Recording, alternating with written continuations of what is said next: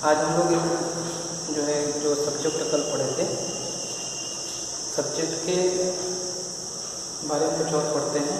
आज हम लोग दो नई चीज़ें देखें।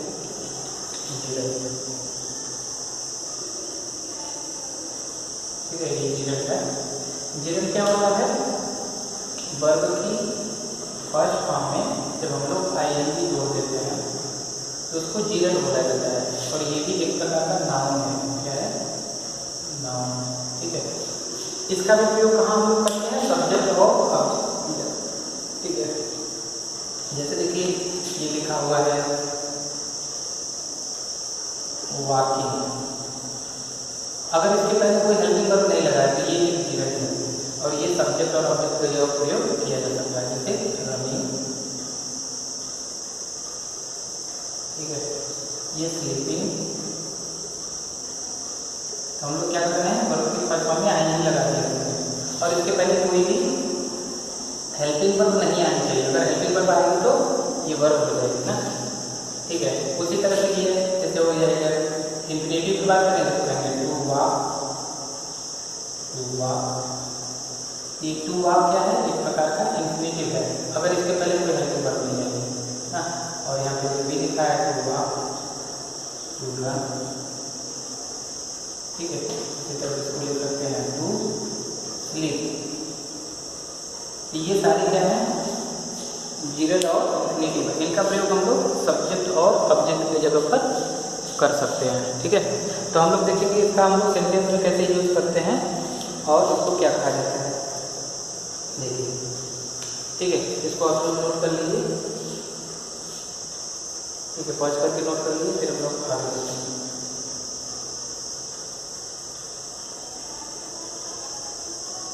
ठीक है, तो जैसे देखिए ये एक सेंटेंस है,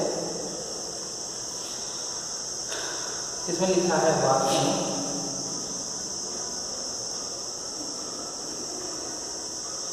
वॉकिंग इन द मॉर्निंग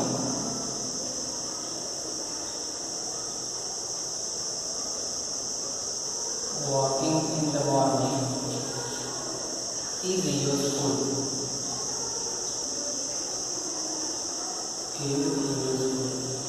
तो कहा जा रहा है कि सुबह में टहलना, walking in the morning is useful. तो हमने जैसे कल सब्जेक्ट और प्रेडिकेट को हम लोग डिफरेंशिएट किए थे, तो हम लोग को क्या करना है? हेल्पिंग वर्ब देखनी है। ये हेल्पिंग वर्ब है, तो यहाँ से आगे ये जो होगा इसको क्या कहेंगे? प्रेडिकेट। ठीक है, और ये इधर आगे जो होगा इसके पहले जो लिखा है ये क्या है? सब्जेक्ट है। तो देखिए यहाँ पर सब्जेक्ट में यहाँ पर ये देखिए वाक, वाक क्रिया होती है और उसमें आईएनजी लगा हुआ है। ये वॉकिंग हो गया, ये एक प्रकार का क्या है? जीरट। ठीक है, वर्ब की फर्स्ट फॉर्म में आईएनजी, और इसके पहले कोई हेल्पिंग वर्ब नहीं आई है। ठीक है, तो ये क्या है? एक जीरट है। तो इसको हम लोग क्या कहेंगे? तो ये हो गया हमारा मेन वर्ड। जैसे कल हम लोग पढ़े थे मेन वर्ड या हेड वर्ड, तो इसको हम लोग मेन वर्ड बोलेंगे। मेन वर्ड सब्जेक्ट का ये क्या है? Main word. ठीक है, उसी तरह से यहाँ पर जैसे कल हम लोग पढ़े थे एडजेक्टिव फ्रेज, ठीक उसी तरह से यहाँ पर भी इसकी कुछ विशेषता बताने के लिए इसके बाद में कुछ लिखा गया है। इसको हम लोग मॉडिफायर बोलते हैं। क्या बोलते हैं? मॉडिफायर। ये क्या करता है? कुछ जानकारी इसके बारे में बताता है, जो मेन वर्ड होता है उसके बारे में कुछ बताएगा। ये कह रहा है टहलना, कब? इन द मॉर्निंग, सुबह में टहलना। इज यूजफुल, क्या होता है? लाभदायक है। ठीक है, ये देखिए उसी तरह से एक और सेंटेंस रखते हैं swimming.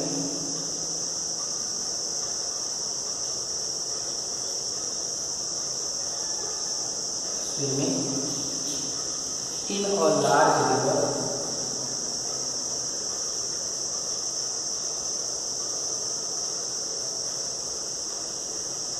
In a large river is dangerous.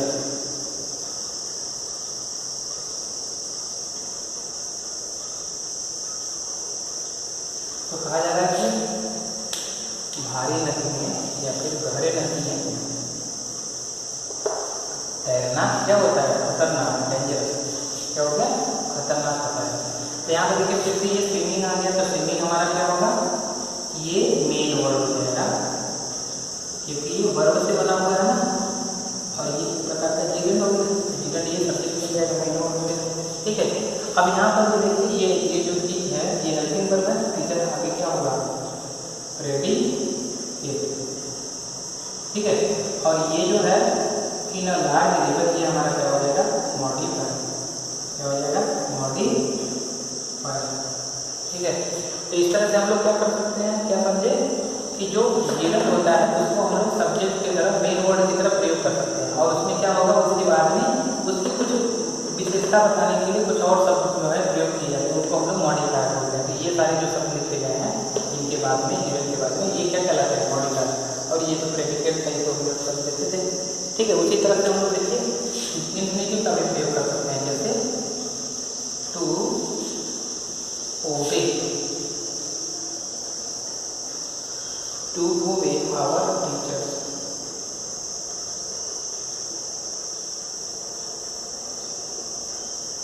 to obey our teacher is our duty। देखिए कह रहा है कि हम लोगों के जो अध्यापक है उनकी आज्ञा का पालन करना हमारा क्या है कर्तव्य है, ड्यूटी मतलब कर्तव्य।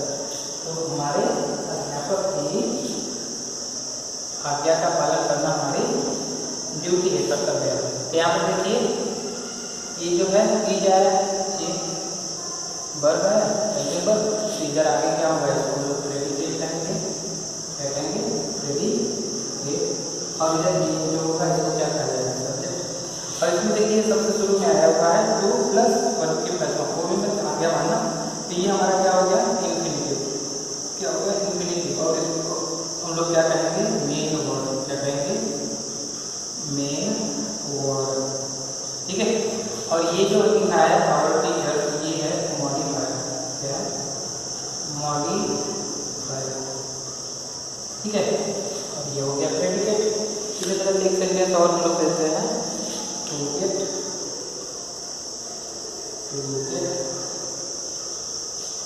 टू गेट गुड मार्क्स,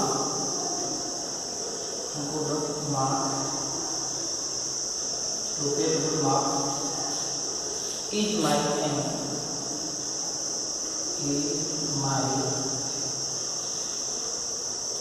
तो अच्छे अंक प्राप्त करना ये हमारा उद्देश्य है, अच्छे अंक प्राप्त करना मेरा उद्देश्य है, ठीक है। तो यहाँ पर देखिए जैसे ये हेल्पिंग वर्ब आई थी, इसके आगे क्या है देखिए ना, और इधर देखिए ये जो है ये पूरा सब्जेक्ट है, और सब्जेक्ट में देखेंगे तो शुरू में ये आया हुआ है टू और उसके बाद गेट मतलब प्राप्त करना, ये वर्ब है। लेकिन टू गेट हो गया तो इसको इन्फिनिटिव बोलेंगे तो ये हमारा क्या हो गया मेन वर्ड, ठीक है, ये मेन वर्ड हो गया।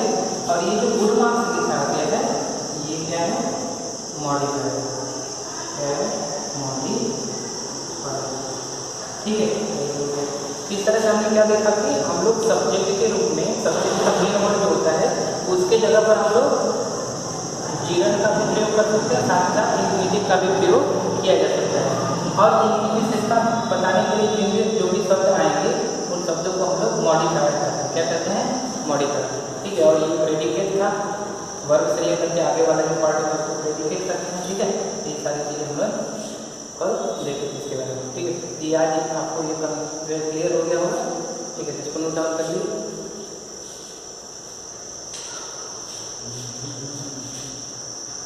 ठीक है। देखिए अब हम लोग प्रेडिकेट के बारे में पढ़ते हैं ना, प्रेडिकेट के बारे में कल पढ़े थे विधेय जिसे कहते हैं। इसके मुख्यतः तीन भाग होते हैं, फर्स्ट पार्ट को हम लोग वर्ब बोलते हैं, दूसरे को ऑब्जेक्ट और थर्ड पार्ट को बोला जाता है कॉम्प्लीमेंट, ठीक है। इनको हिंदी में हम लोग वर्ब को क्रिया कहा जाता है, क्रिया कहते हैं। इसको ये ऑब्जेक्ट है जिसको हम लोग कर्म बोलेंगे, ये कर्म है। और थर्ड वाले पार्ट को हम लोग रूलर बोलते हैं, क्या बोलते हैं रूलर, ठीक है। और प्रेडिकेट के बारे में हम लोग पढ़े थे, इसे क्या कहा जाता है विधेय, ठीक है, ये है विधेय। ये तीन पार्ट होते हैं ना। अब इसमें से ये वर्ब जो होती है, वर्ब दो टाइप की होती है, पढ़े होंगे। ये वर्ब जो होती है हमारी दो टाइप की होती है, एक को हम लोग मेन वर्ब बोलते हैं और दूसरे को बोलते हैं हेल्पिंग वर्ब। एक होती है उसको हम लोग बोलते हैं हेल्पिंग वर्ब, हेल्पिंग वर्ब, ठीक है। और जो दूसरी होती है उसको बोला जाता है मेन वर्ब। क्या कहते हैं? मेन वर्ब, ठीक है। तो देखिए हेल्पिंग वर्ब को क्या कहा जाता है? सहायक क्रिया। क्या कहते हैं? सहायक क्रिया, ठीक है। जो मेन वर्ब होती है उसकी जो सहायता करते हैं उसको क्या कहते हैं? सहायक क्रिया, ठीक है। और मेन वर्ब इसको कहा जाता है मुख्य क्रिया। क्या कहते हैं? मुख्य क्रिया, मुख्य क्रिया। हेल्पिंग वर्ब कौन कौन सी होती हैं? तो हम लोग ढेर सारी हेल्पिंग वर्ब जानते हैं, जैसे इज हो गया, एम हो गया ना, आर हो गया, वाज हो गया, वर्ब हो गया, जितनी भी जानते हैं ना, कैन हो गया, वुड हो गया, मे हो गया, माइट हो गया, विल हो गया, सैर हो गया, शुड हो गया, वुड हो गया। तो ये सारी क्या होती हैं? हेल्पिंग वर्ब, ठीक है। ढेर सारी और भी होती हैं, इनको हम लोग और भी लिख सकते हैं।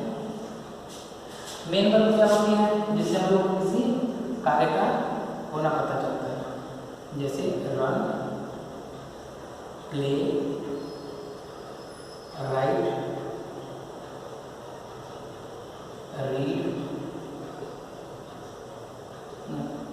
स्लीप। तो ये सब बुक, ये सब जो होती हैं ढेर सारी ये भी होती हैं, ये इनको हम लोग क्या करते हैं? Main verb. तो हम लोग वर्ब में दो पार्ट में दिखा देंगे, एक हेल्पिंग वर्ब और एक मेन वर्ब। कभी कभी क्या होता है हेल्पिंग वर्ब नहीं भी आता है, लेकिन मेन वर्ब जरूर आएगा। अगर वो सिंटेंस है तो उसमें मेन वर्ब आएगा। कभी कभी ऐसा होगा मेन वर्ब नहीं आएगा तो मेन वर्ब भी आएगी सिर्फ, ठीक है।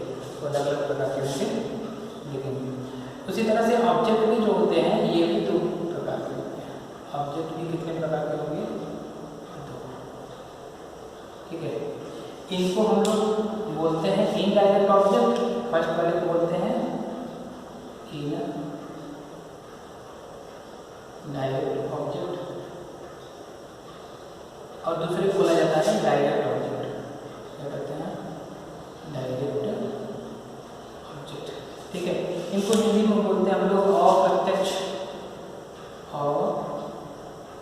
अप्रत्यक्ष, अप्रत्यक्ष कर्म और प्रत्यक्ष, प्रत्यक्ष, ठीक है। ये प्रत्यक्ष और अप्रत्यक्ष कर्म होते हैं। तो ये ज़्यादातर कैसे होते हैं? कि ये जो ज़्यादातर होते हैं ये सजीव होते हैं। कैसे होते हैं? सजीव होते हैं, ठीक है। और ये कैसे होते हैं? ज़्यादातर निर्जीव देखने के लिए मिलेंगे, निर्जीव कैसे होते हैं? निर्जीव। तो ये इसमें कैसा आपको दिखाई देगा? जैसे ये कहीं पर मी लिखा रहेगा, कहीं यू लिखा रहेगा, कहीं देव लिखा रहेगा, ठीक है। ये इस तरह, या किसी व्यक्ति का नाम हो सकता है, किसी का नाम होगा, जैसे हिम लिखा रहेगा ना, हर लिखा रहेगा, ये जो प्रोनाउन होते हैं ये, ठीक है। तो ये सारे जो होंगे और भी हो सकते हैं इसमें। ये सब क्या होते हैं? इनडायरेक्ट ऑब्जेक्ट होते हैं। डायरेक्ट क्या होगा? कोई वस्तु, जैसे मान लो हमने क्या देखो, नहीं बुक हो गया, स्कूल हो गया, मैंगो हो गया, जो है कोई आदमी भी हो सकता है, मैं। तो ये सब जो है ज़्यादातर कैसे होंगे?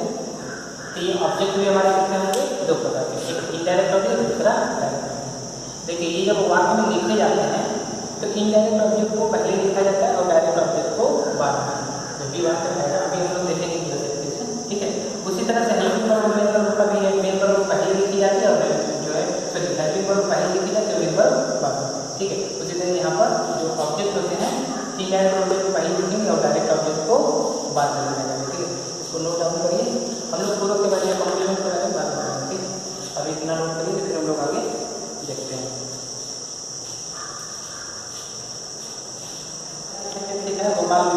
गोपाल एक किताब पढ़ता है। अब इसमें हम लोगों को जानना है, तो हम लोग क्या वर्ब देखिए आपको दिखाई दे रहा है, मतलब पढ़ना होता है, ये वर्ब है।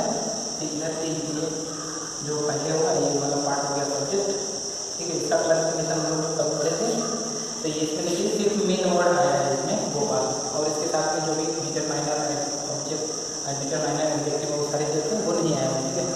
और यहाँ पर जो प्रेडिकेट है, प्रेडिकेट में देखिए आपको दो शब्द दिखाई दे रहे हैं, प्रेडिकेट। तो प्रेडिकेट में यहाँ पर दो पार्ट दिखाई दे रहे होंगे। एक तो ये जो फर्स्ट पार्ट है ये क्या है, वर्ब है, क्रिया है, जिसको हम लोग वर्ब बोलेंगे, ठीक है। और ये अब जो है ये क्या है, हमारा ऑब्जेक्ट है। अब देखिए इसमें ऑब्जेक्ट केवल एक ही आया है, वो भी कैसा है, किताब करके चलेंगे, ये क्या है, ऑब्जेक्ट है, सिर्फ इसको ऑब्जेक्ट नहीं है। अगर दो ऑब्जेक्ट के साथ में आते हैं तो हम लोग उसको इनडायरेक्ट ऑब्जेक्ट और डायरेक्ट ऑब्जेक्ट कहेंगे, ठीक है। यहाँ पर सिर्फ इसको ऑब्जेक्ट कहा जाएगा, ठीक है, समझ आया, ठीक है। फिर अगला सेंटेंस और हम लोग देख लेते हैं, जैसे the girl washes her clothes, the girl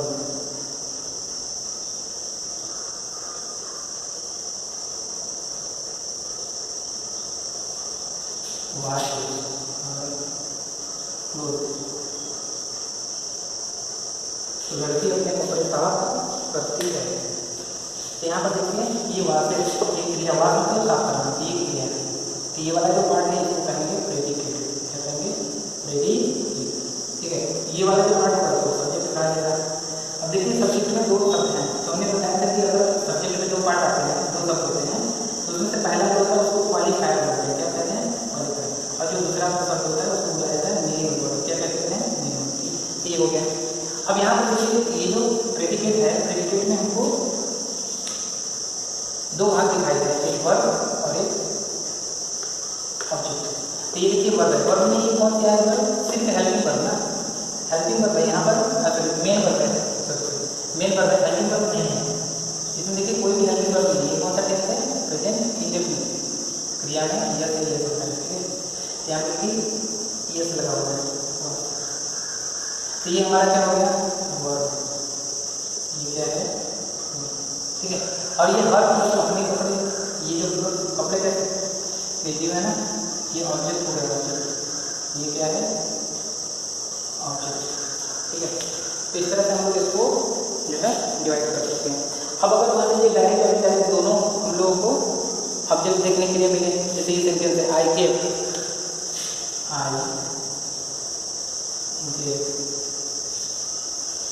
Mohan, I gave Mohan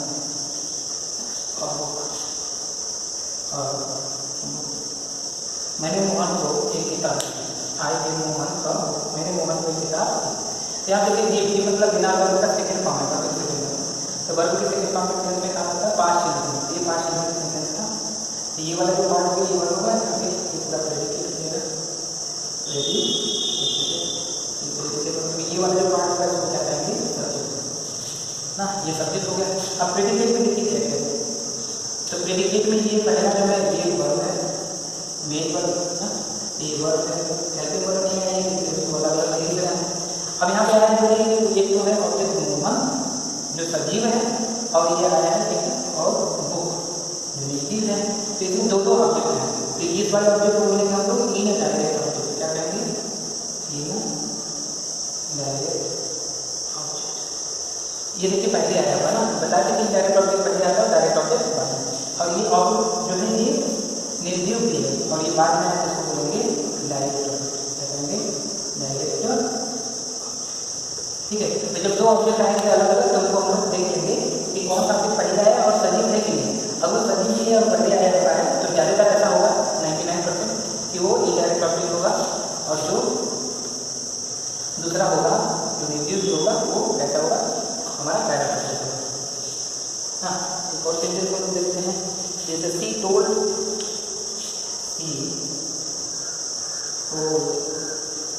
her son, She told her son और स्टोरी,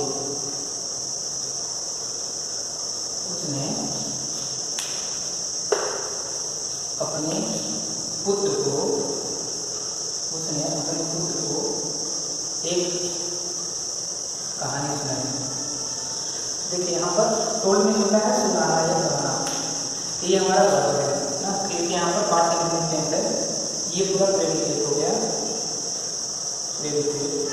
और ये वाला जो पार्ट है ये है सब्जेक्ट, सब्जेक्ट में कोई मतलब नहीं हो रहा है यहाँ पर, ठीक है। अब यहाँ पर देखिए ये वर्ब है ना, मेन वर्ब देखिए वर्ब, और यहाँ पर ये हर सन, ये देखिए सन बेटा कैसा होगा, तो ये क्या है, इन है,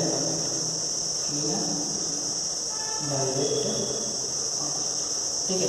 और ये और जो लिखा गया ये क्या है, डायरेक्ट, क्या है डायरेक्ट, ठीक है। ये हो गया डायरेक्ट। इस तरह से हम लोग इसको छाट सकते हैं कि जो है वर्ब कौन सी है, और उसमें सब्जेक्ट ऑब्जेक्ट लिखना है तो उससे ऑब्जेक्ट लिखेंगे, अगर दो ऑब्जेक्ट आएंगे तो